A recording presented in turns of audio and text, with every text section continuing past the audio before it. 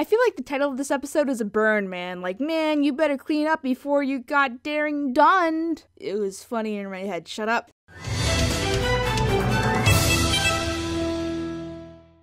So after long last, we have the return of Daring Do. What are they, doing this like once a season or something? No Patrick Oswalt counter at this time though, which is unfortunate. I like his character. Can he come back too? Okay, bye.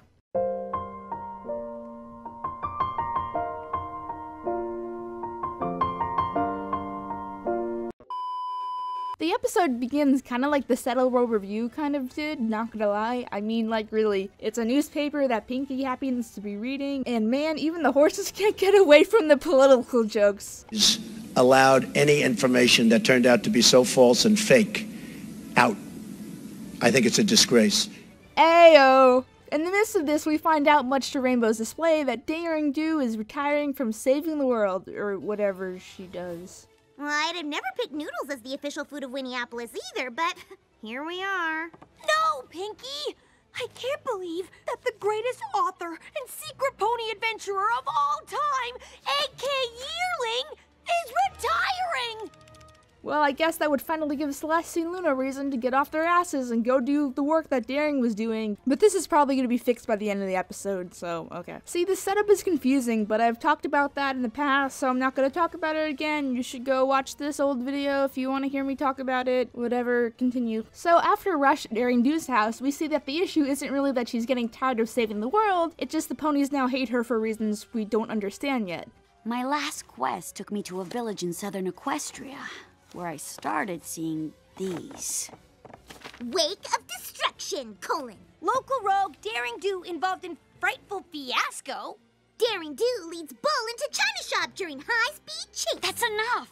It's like they're putting the blame on someone else without taking any responsibility for their actions. What are these guys, children or ponies? Wait, don't answer that. So it's off to figure out what the problem is, and nice continuity episode. So the best part of the episode for me is the Egyptian theme. Like, did I ever mention I love ancient Egypt? Because holy crap, I love ancient Egypt. I don't know, it was like the only era of history that I actively tried to learn about when I was just baby possible. Maybe I just like mummies. I like mummies.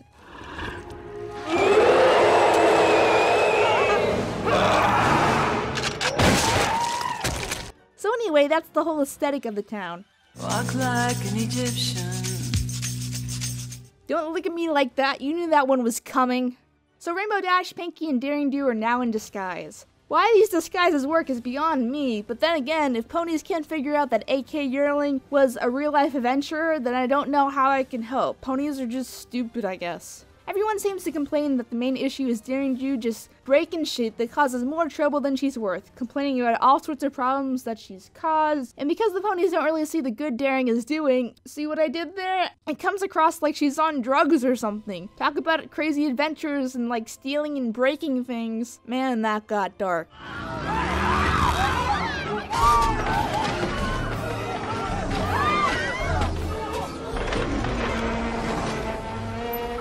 The best part of the whole episode, though, is the legend that takes place. This is also a good time to mention that one of my favorite movies of all time, like ever, is The Prince of Egypt, Jesus Christ. Well, maybe I shouldn't mention Jesus in a story about Jewish people, but the point still stands, it's a good movie. Prince of Egypt is so freaking good, like everyone needs to go stop what they're doing and stop this review and go watch it. It will change your life, but also come back because you need to finish the review. The animation's so pretty and the music's so amazing, and I'll stop now. Also, Voldemort sings to it. My cold brother, how could you have come to hate me so?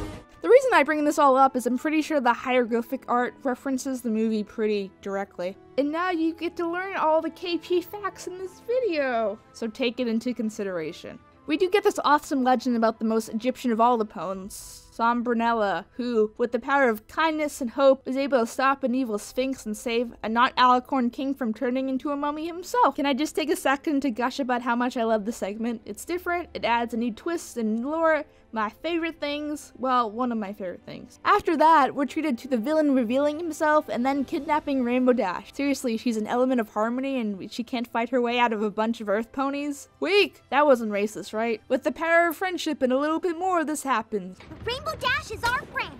Just like Sinambula, we need to make a leap of faith and hope that we can save her. Pinky! I'm just kidding. We rescue Rainbow. Apparently it's not much of a legend if the Sphinx magic is still, like, there. Because the bad guy is revealed, everyone realizes that Daring Do is not so evil.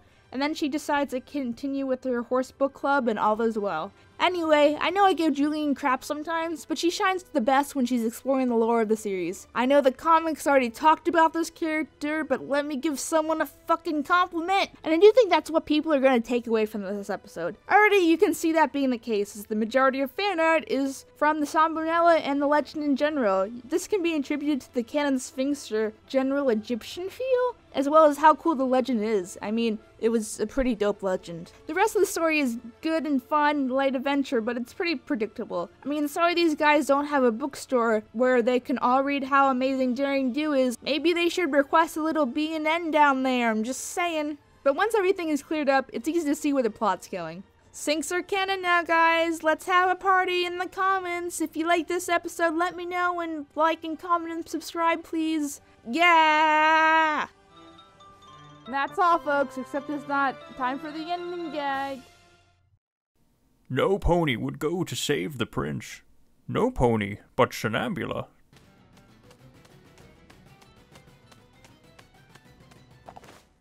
The Sphinx gave her a riddle. No. Shenambula replied with, "What?" She then threw a bag of kitty litter and got rid of the Sphinx.